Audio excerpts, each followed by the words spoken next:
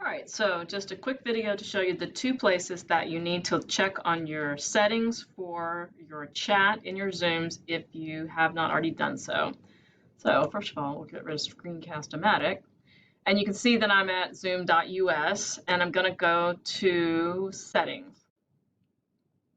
In your settings, you'll scroll down until you see Chat. And you're going to want to make sure that you've either turned off your chat entirely here, and you've also turned off private chat,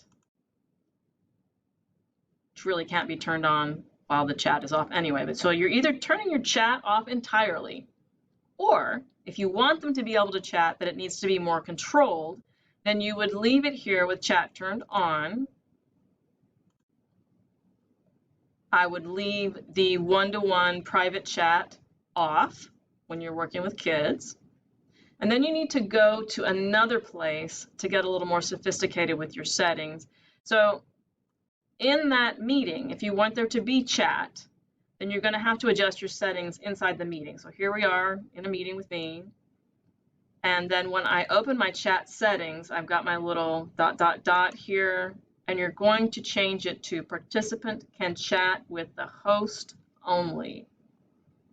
That way, the only person who's seeing any of the stuff is you. You're staying in control of what is said publicly. So those are the two things that you're going to want to look at.